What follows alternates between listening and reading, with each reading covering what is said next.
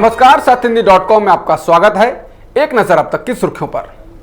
Lockdown के तीसरे चरण में उद्योग धंधों की शुरुआत होते ही अचानक से राज्यों के मन में मजदूरों के प्रति चाहत बढ़ गई है। राज्यों को चिंता है कि प्रवासी मजदूरों के बिना उनके राज्य की अर्थव्यवस्था कैसे बचेगी।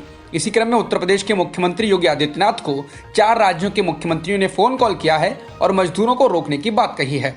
कॉल करने वाले राज्यों में पंजाब, कर्नाटक, गुजरात और हरियाणा के सीएम हैं, जिसके बाद लोगों में नाराजगी भी है। उनका कहना है कि क्या मजदूरों के कोई अधिकार नहीं है? उनकी मर्जी के बिना सरकारें आपस में फैसला नहीं कर सकती?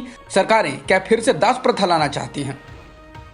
लॉकडाउन का तीसरा चरण शुरू होने के बावजूद सरकार के पास इस बात के आंकड़े मौजूद नहीं हैं कि देश भर में कितने प्रवासी मजदूर फंसे हुए हैं। ये बात आरटीआई एक्टिविस्ट वेंकटेश नायक की ओर से दायर आरटीआई में सामने आई है।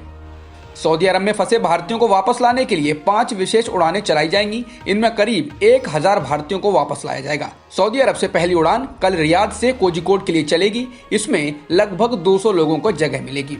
दूतावास के अधिकारियों के मुताबिक करीब 60,000 लोगों ने वापस भारत लौटने के लिए आवेदन किया है। आंध्र प्रदेश के विशाखापट्टनम में एलजी पॉलीमर्स प्लांट से गुरुवार को केमिकल गैस लीक होने के कारण कम से कम 13 लोगों की मौत हुई है। मौके पर सभी आपातकालीन सेवाएं पहुंच गई हैं और करीब 300 से ज्यादा लोगों को अस्पताल में भर्ती किया गया है। पुलिस का कहना है कि आसपास के इलाकों से सैकड़ों लोगों को सुरक्षित स्थानों पर पहुंचाया गया है। विशाखापट्टनम में हुई गैस लीक की घटना के बाद आंध्र प्रदेश के पूर्व मुख्यमंत्री चंद्रबाबू नायडू ने एलजी प्लांट को बंद करने और गहन जांच करने की अपील की है। इसके साथ ही नायडू ने केंद्रीय मंत्री पीयूष गोयल को पत्र लिखकर देश भर से विशेष डॉक्टरों की टीम बुलाने की मांग की है, जिससे विशाखापट्टनम के लोगों का सही तरीके से इलाज हो सके। देश में कोरोना संक्रमित लोगों की संख्या 52,952 हो गई है, जबकि 1783 लोगों की जान जा चुकी है। इसके अलावा 15,266 लोग ठीक भी हो चुके हैं, जिससे कुल एक्टिव केस 35,902 हो गए हैं। भारत में बीते 24 घंटों में कोरोना संक्रमण के 3561 मामले सामने आए हैं और 89 लोगों की मौत हुई है। कोरोना से सबसे अधिक प्रभावित महाराष्ट्र में अब तक 16,758 मामले सामने आ चुके हैं, जिसमें 651 लोगों की मौत हो चुकी है, जबकि 3,094 लोग ठीक भी हो चुके हैं। महाराष्ट्र के बाद गुजरात में तेजी से संक्रमण बढ़ रहा है।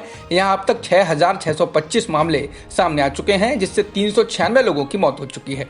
वहीं दिल्ली में कोरोना मरीजों का आंकड़ा 5,532 हो गया है, जिसमें से 65 लोगों की मौत हो चुकी है। कोरोना के बढ़ते प्रकोप को देखते हुए गुजरात के अहमदाबाद और सूरत में पूरी तरह से लॉकडाउन कर दिया गया है। केवल दूध और दवाओं जैसी दुकानें ही खुलेंगी। अहमदाबाद में आज रात से लॉकडाउन लागू हो जाएगा, तो सूरत में शनिवार से। बता दें, बुधवार को गुजरात में 382 नए मामले आए थे, जिनमें से 291 मामले अकेले अहमदाबाद से ही थे, जबकि बुधवार को हुई 27 मौतों में से 25 लोगों की जान अहमदाबाद में गई थी। दुनिया भर में कोरोना वायरस की वजह से जारी आर्थिक संकट गहराता जा रहा है। भारत में आर्थिक संकट की वजह से करीब 12 करोड़ लोग अपनी नौकरियां हाथ से गंवा बैठे हैं। इसके साथ ही शेयरिंग टैक्सी सेवा उबेर ने अपने 40% कर्मचारियों को निकालने का फैसला किया है। जॉन्स हॉपकिंस यूनिवर्सिटी के मुताबिक दुनिया में कोरोना वायरस से संक्रमित लोगों की संख्या 37,69,000 से ज्यादा है, तो मरने वालों का आंकड़ा 2,64,000 से अधिक है। इसके अलावा करीब 13 लाख लोग ठीक भी हो चुके हैं। न्यूजीलैंड की प्रधानमंत्री जैसिंडा अर्डर्न ने लॉकडाउन के प्रतिबंधों में थोड़ी और ढील देने की घोषणा की है, जिसे लॉकडाउन खोलने का लेवल 2 कहा जा रहा है।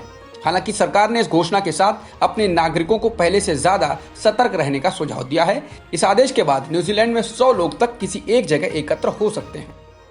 डोनाल्ड ट्रंप ने एक अमेरिकी टीवी चैनल से बातचीत में कहा कि हम देश को वर्षों तक बंद नहीं रख सकते। हमें योद्धाओं की तरह सोचना होगा और नागरिकों को इस सच्चाई को स्वीकार करना होगा कि जब हम देश और अर्थव्यवस्था को खोलेंगे तो मौतों का आंकड़ा बढ़ेगा। बता दें, अमेरिका में कोरोना संक्रमित मामलों की संख्या 12,28,000 से ज्यादा है और 73,000 से ज्यादा लोगों की जान जा चुकी है।